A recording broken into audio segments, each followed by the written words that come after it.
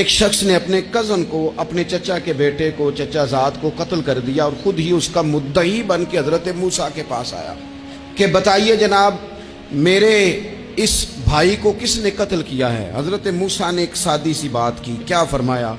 وَإِذْ قَالَ مُوسَىٰ لِقَوْمِهِ إِنَّ اللَّهَ يَأْمُرُكُمْ أَن تَذْبَحُوا بَقَرَةً۔ حضرت موسیٰ علیہ السلام نے اپنی قوم سے کہا کہ اللہ تمہیں حکم دیتا ہے کہ ایک گائے ذبح کرو، گائے کا کچھ حصہ مقتول کو مارو، وہ خود اٹھ کے بتا دے گا مجھے کس نے قتل کیا ہے۔ یہ پہلا سپارہ ہے قرآن مجید کا، آپ اس کو دیکھ لیں، یہ آیت نمبر 67 سے شروع ہو رہا ہے۔ تو اب وہ چونکہ ذبح کرنا نہیں چاہ رہا تھا، اس کو پتا تھا کہ مجرم تو میں خود ہوں، وہ ذبح چونکہ کرنا نہیں چاہ رہا تھا، اس سے کہا کہ مارو ایک حصہ گائے کا، اس کو تو یہ اٹھ کے بتا دے گا۔ تو اس نے جواب کیا دیا؟ قالوا اتتخذون ہزوا، کہنے لگا آپ میرے ساتھ مذاق کرتے ہیں، کبھی ایسا بھی ہوا ہے؟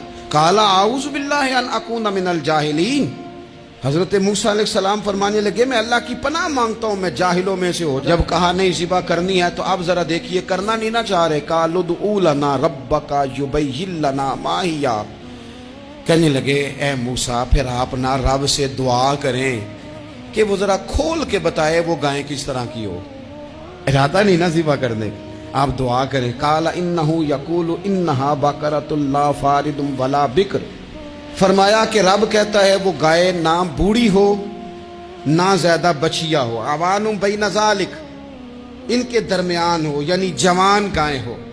فافعلوا ما تؤمرون، کرو جس کا تمہیں حکم دیا جا رہا ہے۔ قالوا ادع لنا ربک یبین لنا ما لونھا، لو اگلی بات سن لو، کہنے لگے آپ دعا کریں رب سے کہ وہ کھول کے بتائے اس کا رنگ کس طرح کا ہو، رنگ بتائیں کس طرح کا ہو۔ قال انہ یقول انہا بقرۃ صفراء، فرمایا رب فرماتا ہے کہ صفراء رنگ کی ہو، یعنی گہرے زرد رنگ کی ہو، کہ رب فرماتا ہے اس طرح کی گائے ذبح کرو۔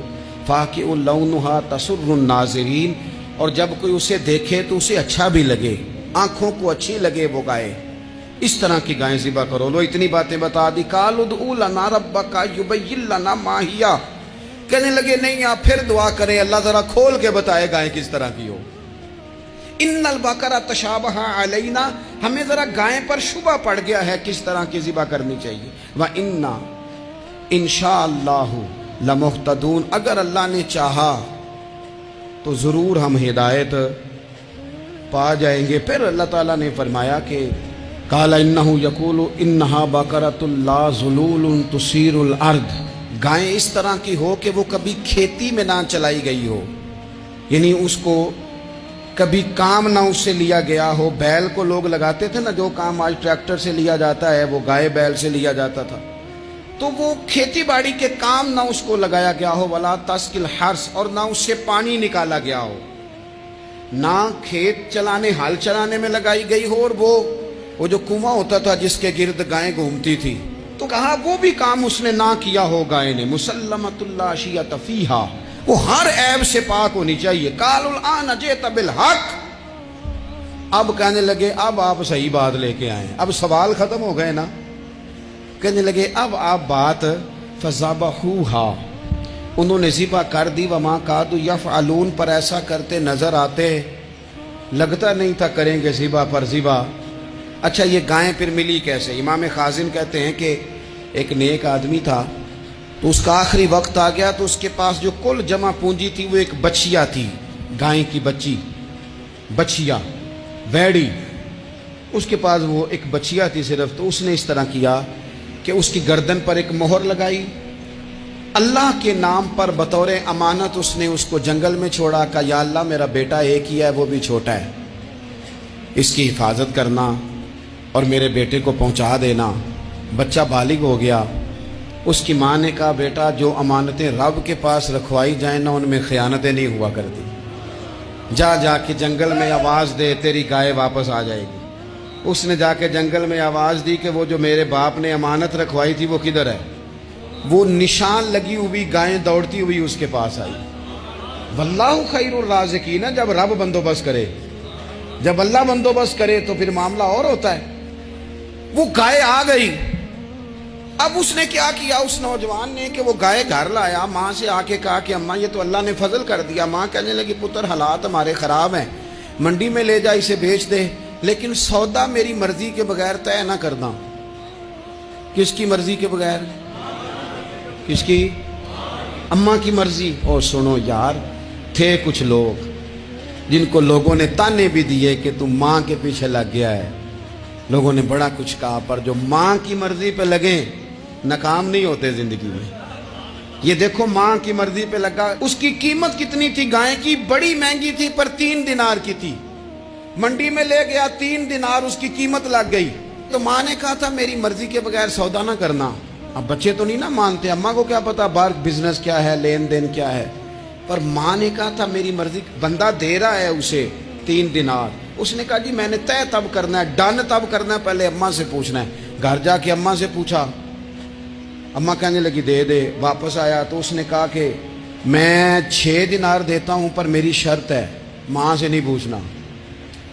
اس نے کہا تو 12 بھی دے، ڈن تب بھی ہونا ہے جب اماں نے کہنا ہے۔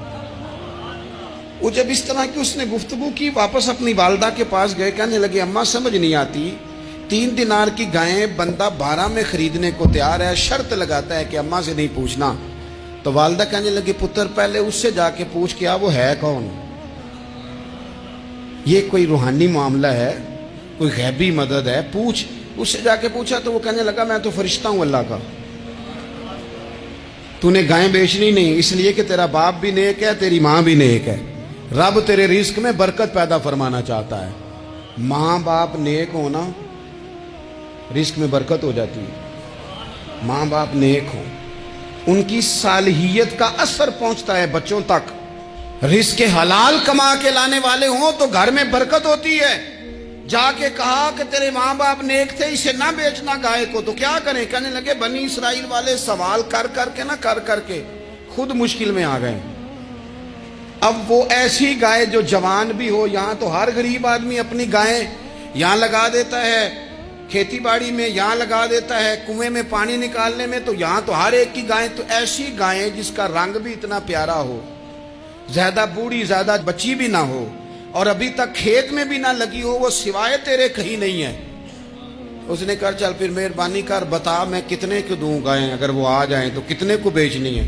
اسے کہنا کوئی نہیں، ریٹ تو زیادہ کرنا ہی نہیں۔ ان سے کہنا گائے کے اندر سے گوشت نکال دیں اور جتنا گوشت ہے اتنے پیسے بھر دیں، اس کی کھلڑی بھر دیں۔ اب وہ بنی اسرائیل والے ڈھونڈتے پہنچ گئے، کہا جناب گائیں 3 دینار کیا 6 لے لو۔ اس نے کہا نہ بھائی، ذبح کروں گا، گوشت نکالوں گا، جتنا وزن گوشت کا اتنے پیسے بھرو گے کھال میں تو پھر گائے تمہیں ملے گی۔ اب مجبور تھے، کیا کرتے؟ ابن کثیر حدیث لائے ہیں، امام سیوطی نے در منصور میں بھی لکھی ہے، نبی پاک صلی اللہ علیہ وسلم نے فرمایا سنو جوانوں، اور اسے دل کی تختی پہ لکھو، نبی پاک علیہ السلام نے فرمایا اگر بنی اسرائیل والے زیادہ سوال نہ کرتے تو اتنی مشکل کا شکار نہ ہوتے۔ انہوں نے سوال اتنے کیے کہ چارہ نہیں ہے اب ان کے لیے، چارہ نہیں ہے اب ان کے لیے کہ یہ ادھر ادھر جا سکے، مجبوری بن گئی، یہی گائے خریدنی ہے، یہی لے جانی ہے۔ اب اتنا سارا مال جمع کر کے وہ گائے خریدی، ذبح کی، تو مقتول کو جب اس کا ایک حصہ مارا تو اس نے اٹھ کے کہہ دیا یہ جو مدعی بنا ہوا ہے نا، یہی تو میرا قاتل ہے، یہی تو میرا قاتل ہے، یہی تو ہے جس نے یہ سارا کام کیا۔